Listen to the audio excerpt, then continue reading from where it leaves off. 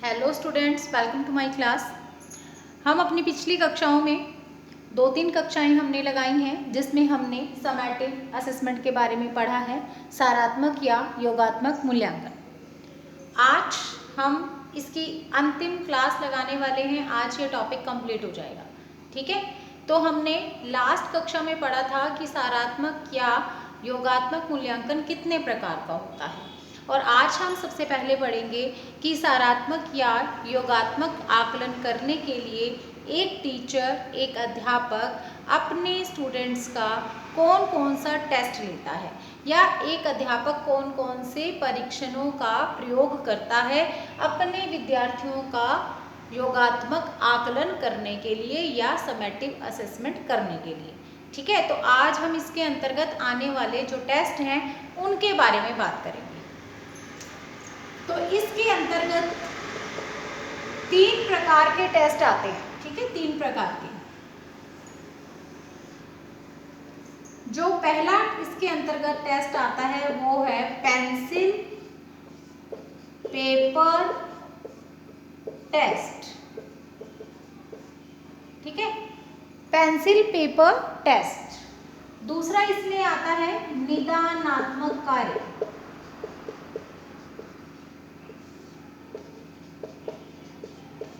और तीसरा इसके अंतर्गत आता है कार्य संपादन, ठीक है, कार्य संपादन। ये 3 प्रकार के आपको दिखाई दे रहे हैं, पेंसिल पेपर टेस्ट, निदानात्मक कार्य और कार्य संपादन। अब ये जो पेंसिल पेपर टेस्ट है, ये इसके आगे 2 प्रकार के इसमें टेस्ट आते हैं।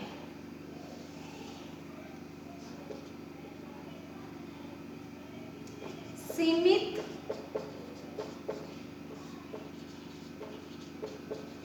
चुनाव वाले प्रश्न या फिर टेस्ट, मुक्त उत्तर वाले प्रश्न या फिर टेस्ट, ठीक है। तो पेंसिल पेपर टेस्ट पहले प्रकार का हो गया, जिसके अंतर्गत 2 हैं, सीमित चुनाव वाले प्रश्न आएंगे या सीमित चुनाव वाला टेस्ट होगा इसके अंतर्गत। फिर है हमारा दूसरा टाइप मुक्त उत्तर वाले प्रश्न या मुक्त उत्तर वाले टेस्ट। फिर इसके अलावा निदानात्मक और इसके अलावा कार्य संपादन टेस्ट, ठीक है, ये भी टेस्ट है, कार्य संपादन टेस्ट। अब इसे समझ लीजिए, यहाँ पे नाम से ही स्पष्ट है कि इसके लिए, इस टेस्ट को लेने के लिए, क्योंकि इसका नाम है पेंसिल पेपर टेस्ट, तो ये टेस्ट किस पे लिया जाएगा, पेंसिल और पेपर पे, यानी कि लिखित रूप से लिया जाने वाला टेस्ट, ठीक है। ये बात क्लियर हो गई। अब देखिए, जो इसका पहला प्रकार है सीमित चुनाव वाले प्रश्न या फिर टेस्ट, तो सीमित चुनाव में समझ लीजिए जैसे मिलान करने वाले प्रश्न होते हैं, तो वहाँ आपके सामने क्या होता है कि एक साइड पे 4 ऑप्शन है, दूसरी साइड पे 4 ऑप्शन है, तो आपको क्या करना है, आपस में उनका मिलान करना है।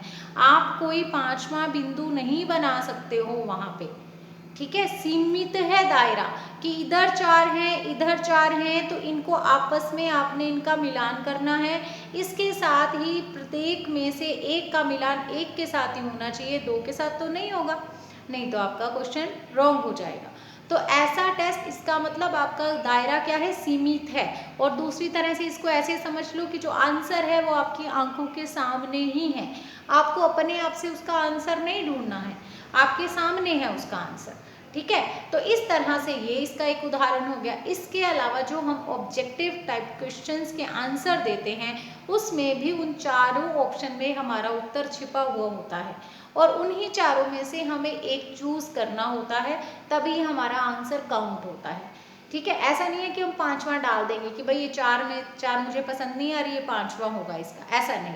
तो उसमें भी क्या हुआ, आपका उत्तर सीमित है, आपने उन चारों में से ही चूज करना है। इसके अलावा जैसे राइट रॉन्ग वाले होते हैं क्वेश्चंस, सही गलत वाले, या तो क्वेश्चन सही होगा या तो गलत होगा, तो वहाँ भी आपका चुनाव क्या हो गया, वो सीमित हो गया। तो ऐसे प्रश्न जो होते हैं या ऐसे टेस्ट होते हैं, जिन्हें हम कहते हैं पेंसिल पेपर टेस्ट। और पेंसिल पेपर में भी उसका टाइप कैसा है, सीमित चुनाव वाले टेस्टों के अंतर्गत उसे रखा जाएगा। ठीक है, अब यहाँ पे आ जाओ, मुक्त उत्तर वाले प्रश्न या फिर टेस्ट कौन से होते हैं, जिनमें आपके सामने उत्तर नहीं होता, आपको केवल प्रश्न दिया जाता है और आपने उत्तर अपने तरीके से लिखना होता है। जैसे लघुत्तरात्मक प्रश्न आपके पास आते हैं, अति लघुत्तरात्मक आते हैं, जिनमें आपको 1 वर्ड में आंसर देना होता है, 1 से 2 वर्ड्स में। ठीक है, इसके अलावा या फिर हो सकता है कि एक लाइन में, एक वाक्य में उत्तर देना हो। लघुत्तरात्मक में आपको दे दिए कि आपने 100 शब्दों में उत्तर देना है, ठीक है, 200 शब्दों में उत्तर देना है, ऐसा आ सकता है। तो वहाँ भी प्रश्न का उत्तर आपके सामने नहीं होता, आपने लिखना होता है। वहाँ पे आप मुक्त हो, स्वतंत्र हो, ठीक है, जैसा भी उत्तर आप चाहें वैसा लिख सकते हैं। निबंधात्मक में भी आप ऐसा कर सकते हैं। और एक चीज़ और मैं आपको दे दूँ उदाहरण के रूप में इसके, कि जैसे फिलिंग द ब्लैंक्स जो आते हैं, रिक्त स्थानों की पूर्ति करो, खाली स्थान भरो, जो आते हैं वो भी इसी में ही आते हैं। बहुत सारे बच्चे ऐसे हैं जो ज़्यादा डीपली नहीं सोचते हैं और डिसीजन लेते हैं कि वो इधर आएंगे, तो आप गलत सोच रहे हो, वो इधर ही आएंगे। जो आपका वो खाली स्थान है वहाँ पे आप कुछ भी भर सकते हो, आपको आपके अकॉर्डिंग।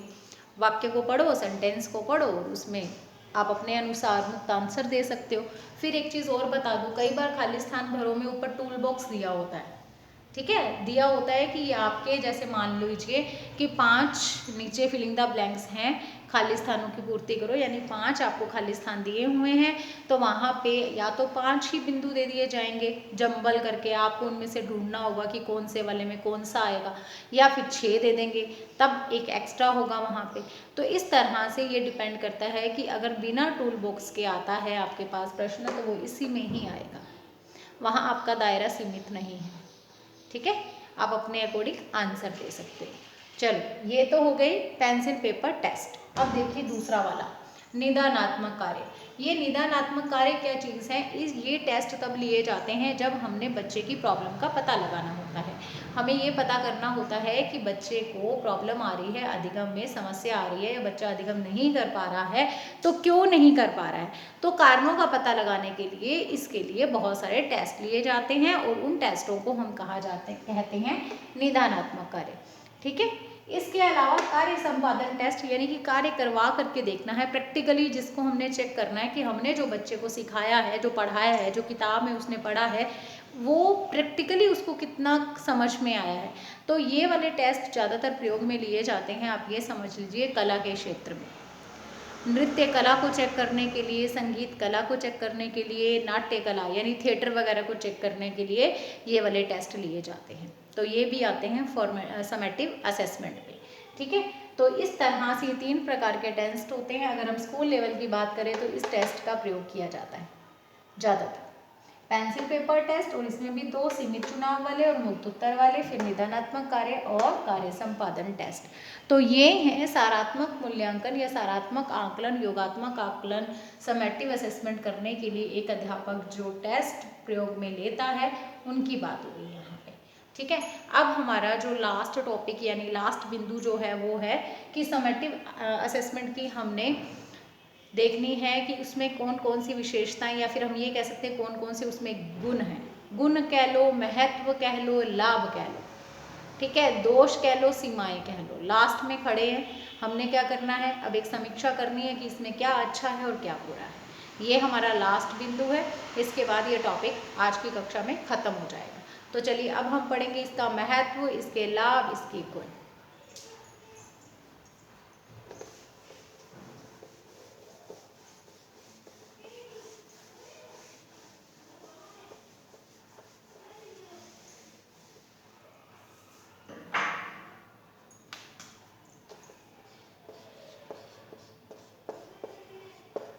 गुण, लाभ, महत्व कुछ भी आए, आपने इन्हीं बिंदुओं को लिखना है। तो पहला गुण है इसमें व्यापकता। देखिए, जितनी व्यापकता या जितना व्यापक ये आकलन है, ये असेसमेंट है, उतना कोई भी नहीं है। चाहे आप फॉर्मेटिव की बात करें, चाहे आप फॉर्मेटिव की बात करें, प्रोग्नोस्टिक की बात करें, डायग्नोस्टिक की बात करें, किसी भी 4 असेसमेंट मैंने आपको बताई है, किसी भी असेसमेंट में इतनी व्यापकता दिखाई नहीं देती है जितनी इसमें दिखाई देती है, क्योंकि इसमें एक शब्द आया था जो प्रोफेसर दुबे की डेफिनेशन के द्वारा हमने पढ़ा था, शैक्षिक, व्यक्तिगत और इसके अलावा कौन सी जानकारी लेनी है हमने बच्चे से, शैक्षिक लेनी है, व्यक्तिगत लेनी है और व्यवहारिक लेनी है। 3 प्रकार की जानकारी या 3 प्रकार से उसके जो बारे में सूचनाएं हैं वो एकत्रित की जाती है। तो इसका मतलब उसका संपूर्ण जीवन ही आ गया, उसके सर्वांगीण विकास से संबंधित होता है ये वाला मूल्यांकन, इसलिए ये बहुत ही व्यापक है। तो इसलिए व्यापकता इसका पहला गुण है। चलिए दूसरा, जो सेकंड बिंदु है, दूसरा पॉइंट है, उसमें क्या किया जाता है, छात्रों के समस्त पक्षों से संबंधित सूचनाओं का एकत्रीकरण किया जाता है। पहले बिंदु से मिलती जुलती ही बात है इसमें, ठीक है, क्योंकि उसके सभी पक्ष ही आ जाएंगे ना। हमने शैक्षिक पक्ष की बात की है, फिर हमने कहा व्यक्तिगत, फिर हमने कहा व्यवहारिक, यानी संपूर्ण पक्ष आ गए उसमें। तो इसका दूसरा गुण ये है कि इसमें छात्रों के समस्त पक्षों से संबंधित सूचनाओं का एकत्रीकरण यानी उन्हें इकट्ठा किया जाता है, ठीक है। तीसरा गुण क्या है इसमें, संग्रहित सूचनाओं के संश्लेषण, विश्लेषण पर आधारित प्रक्रिया। तो ये क्या है, संग्रहित सूचनाओं के संश्लेषण विश्लेषण पर आधारित ये प्रक्रिया है पूरी तरह से, ठीक है। ये जो प्रोसेस है जिसमें हम बच्चे की शैक्षिक, व्यक्तिगत और व्यवहारिक सूचनाओं को एकत्रित करते हैं, उसके बाद उन सूचनाओं का क्या किया जाता है, तो उन सूचनाओं का हम संश्लेषण विश्लेषण करते हैं। संश्लेषण का मतलब जोड़ना, सूचनाएं जो मिली हैं उनका आपस में क्या रिलेशन है, क्या वो आपस में जुड़ सकती हैं या उनका कोई आपस में संबंध स्थापित हो सकता है, तो वैसा करके देखना। फिर विश्लेषण करके देखना, यानी उनको अलग अलग करके देखना। तो संश्लेषण भी किया जाता है और विश्लेषण भी किया जाता है, यानी संबंध स्थापित हो सकता है या नहीं हो सकता है। जो विभिन्न सूचनाएं मिली हैं, विभिन्न पक्षों से मिली हैं, शैक्षिक मिली हैं, व्यवहारिक मिली हैं, व्यक्तिगत मिली हैं, क्या आपस में वो संबंधित हैं या फिर नहीं है। या फिर देख लीजिए, व्यक्तिगत सूचनाओं में आपने जो बच्चे से पूछा है, फिर उसके पेरेंट्स से बात की है, फिर उसके फ्रेंड से बात की है, क्या आपस में सबके व्यूज या आपस में सबकी सूचना सेम ही आ रही है, या पेरेंट्स कुछ और कह रहे हैं बच्चे के बारे में, बच्चा कुछ और बता रहा है, उसके फ्रेंड्स कुछ और बता रहे हैं। तो इस तरह से जो भी सूचनाएं प्राप्त होती हैं उनका क्या किया जाता है, संश्लेषण विश्लेषण करके फिर ही निष्कर्ष की तैयारी की जाती है। तो इस तरह से ये इसका सबसे बड़ा गुण कह सकते हो आप इसको, कि इसमें क्या किया जाता है, जो संग्रहित सूचनाएं हैं उनका संश्लेषण विश्लेषण करके फिर ही निष्कर्ष की ओर बढ़ा जाता है, ठीक है। तो ये भी इसका एक गुण हो गया। इसके बाद इसका फोर्थ बिंदु है छात्रों की प्रतिभाओं का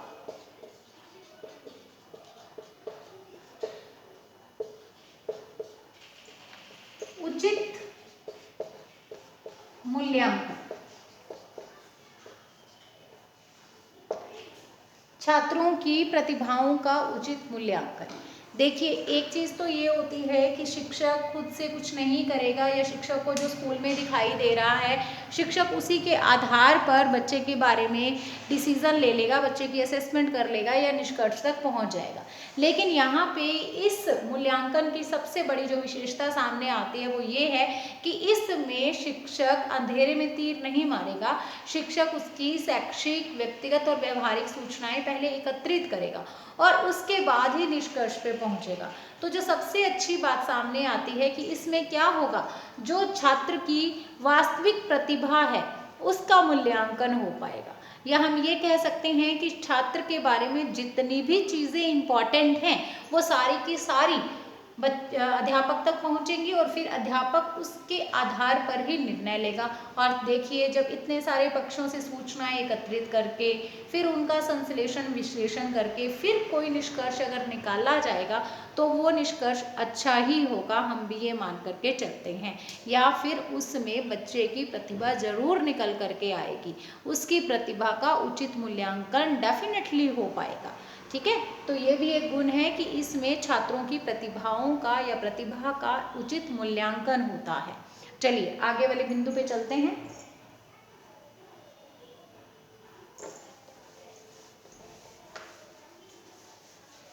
तो जो हमारा अगला बिंदु है वो कहता है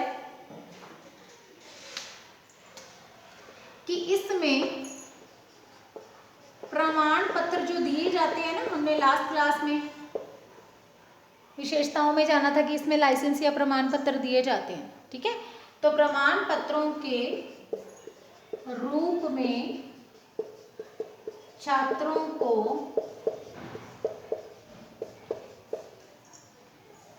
पुरस्कार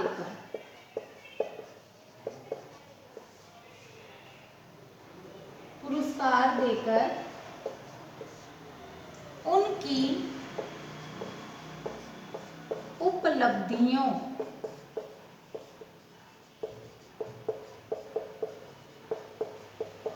को प्रोत्साहन दे। ठीक है, तो मैंने पिछली कक्षा में विशेषता में बताया था कि इसमें क्या किया जाता है, इसमें छात्रों को लाइसेंस या फिर प्रमाण पत्र प्रदान किए जाते हैं। तो जो प्रमाण पत्र मिलते हैं वो बच्चे उसको एज अ कह सकते हो आप कि एक अवार्ड की तरह, एक पुरस्कार की तरह उसको लेते हैं और इससे उनकी जो उपलब्धियां हैं वो और ज़्यादा अचीवमेंट करने के लिए, और ज़्यादा आगे बढ़ने के लिए, और ज़्यादा अच्छा करने के लिए, सफल होने के लिए प्रयास करते हैं, तो उन्हें प्रोत्साहन मिलता है, उनकी अचीवमेंट्स को प्रोत्साहन मिलता है। ठीक है, तो ये भी इसका एक गुण है। इसके अलावा शिक्षकों को प्रतिपुष्टि, शिक्षकों को प्रतिपुष्टि प्रदान करने में सहायक। देखिए, शिक्षक जो काम कर रहा है आकलन करने का, समेटिव असेसमेंट करने का अपने छात्रों की, तो इसमें छात्रों को पता होता है, छात्र सहयोग की भावना रखते हैं। और ये भी सबसे बड़ा गुण मैंने बताया था कि इसमें क्या किया जाता है, छात्रों की सहभागिता ली जाती है। विशेषता मैं बता चुकी हूँ मैं आपको, छात्रों को पता होता है हमारी असेसमेंट हो रही है। तो यहाँ पे जब उचित असेसमेंट हो जाती है, पूरी प्रक्रिया अच्छे से संपूर्ण हो जाती है, शिक्षक अपना कार्य पूरी ईमानदारी से करते हुए निष्कर्ष तक पहुँच जाता है, परिणाम तक पहुँच जाता है, रिजल्ट तक पहुँच जाता है, तो इससे उसको क्या मिलता है, उसको भी प्रतिपुष्टि मिलती है, उसको भी एक ये कह सकते प्रोत्साहन मिलता है, पुरस्कार मिलता है उसको कि उसने इस काम को अच्छे से कंप्लीट कर लिया। तो इस तरह से शिक्षक को भी प्रतिपुष्टि प्रदान करने में समेटिव असेसमेंट हेल्पफुल साबित होती है। इसी के साथ जो नेक्स्ट बिंदु है वो क्या कहता है कि जो रिजल्ट्स रहते हैं भविष्यवाणी करने में सहायक। देखिए, आप जो समेटिव असेसमेंट करेंगे एज अ टीचर, तो कल को जब दोबारा से अगले साल ऐसा ही आपको कुछ दिखाई दे कि आपने बच्चों की असेसमेंट करनी है, तो आपको क्या मिल जाएगा, अनुभव मिल जाएगा। तो इस अनुभव के आधार पर आप ऐसी ही सेम परिस्थिति होने पर भविष्यवाणी भी कर सकते हो कि ऐसा ही होगा। आप इतने एक्सपर्ट हो जाओगे, ये अनुभव, ये एक्सपीरियंस आपको इतना एक्सपर्ट बना देगा कि आप में भविष्यवाणी की क्षमता आ जाएगी। दूसरी बार आपको इतना डीपली जाने की ज़रूरत नहीं पड़ेगी, बल्कि आपका काम ऐसा समझ लो कि 75% करना पड़ेगा। पहली बार 100% किया, अभी 100 भी नहीं कह सकते, 110% किया क्योंकि पहली बार कर रहे थे, फिर दूसरी बार में वो 75% हो गया, और तीसरी बार में आपकी भविष्यवाणी इतनी तीव्र काम करेगी कि उसमें 50% ही वर्क करना पड़ेगा। ठीक है, तो इस तरह से ये सारे के सारे इसके गुण, लाभ या महत्व के अंतर्गत बिंदु आएंगे। अब अगर गुण हैं तो दोष भी हैं, सीमाएं भी हैं, तो अब हम इसकी बात करते हैं, सीमाओं की। अच्छा, एक चीज और मैं तुम्हें इसमें बता दूं कि यह आगे की योजना बनाने में सहायक होता है।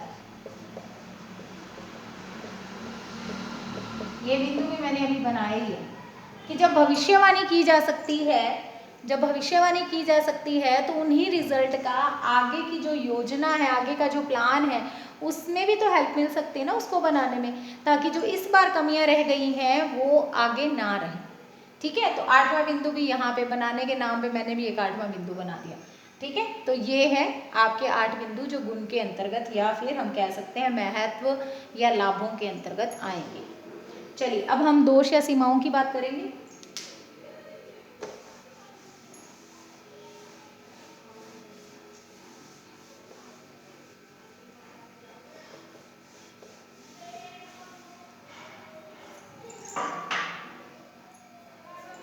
इसका जो पहला दोष या इसकी जो सीमाओं के अंतर्गत बिंदु आएगा वो है, 2 बिंदु एक साथ लिखूंगी क्योंकि हमें तो ज़्यादा से ज़्यादा बिंदुओं की ज़रूरत है ना। अगर लाभ हानि ही पूछ लें, गुण दोष ही पूछ लें तो हमारे पास तो ज़्यादा बिंदु होने चाहिए। तो दोनों आपस में जुड़े हुए हैं तो दोनों को लिखूंगी अलग अलग लेकिन बताऊंगी इकट्ठा ही। तो जो पहला इसका बिंदु है वो है बाल केंद्रित शिक्षण की अवधारणा के विपरीत, और दूसरा बिंदु है शिक्षक को अधिक महत्व प्रदान करना।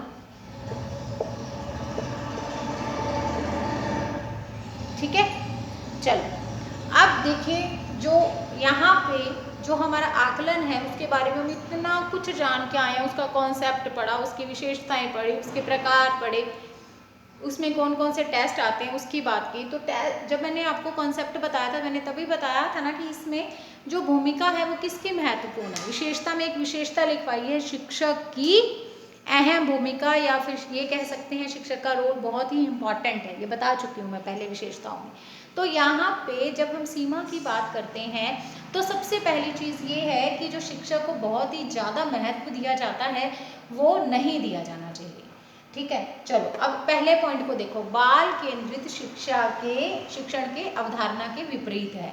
तो बाल केंद्रित शिक्षण की अवधारणा क्या है, इसका मीनिंग क्या है। बाल केंद्रित शिक्षा मतलब सेंटर में किसको रखना है, केंद्र में किसको रखना है, शिक्षण की व्यवस्था करते समय किसके बारे में ध्यान रखना है, बालक के बारे में, तभी तो नाम है बाल केंद्रित शिक्षा। लेकिन यहाँ पे इस आकलन के दौरान बालक को इतना महत्व नहीं दिया जा सकता जितना कि बाल केंद्रित शिक्षा के अंतर्गत दिया जाना चाहिए या बाल केंद्रित शिक्षण में दिया जाता है। तो एक पहली जो कमी इसमें दिखाई देती है, जो पहला दोष दिखाई देता है, जो पहली सीमा दिखाई देती है वो ये है कि ये बाल केंद्रित शिक्षण की अवधारणा के बिल्कुल विपरीत है, उल्टी है, उसके अनुकूल नहीं है, उसके प्रतिकूल है। क्यों? क्योंकि इसमें शिक्षक को बहुत अधिक महत्व दिया जाता है और बच्चों को कम महत्व दिया जाता है। ये दोनों आपस में जुड़े हुए हैं, लेकिन हमें ज़्यादा बिंदु चाहिए इसलिए मैंने 2 बार में लिखा। ठीक है, इसके बाद इसकी तीसरी सीमा की ओर बढ़ते हैं। अंक एवं ग्रेड प्रदान करने से छात्रों में विभेदीकरण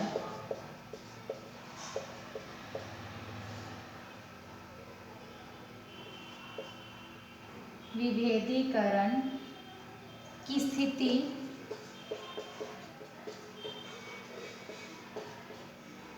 उत्पन्न होने की संभावना। ठीक है, ये क्या कह रहे हैं, हमने विशेषताओं में क्या बात जानी थी कि जिस तरह से इसमें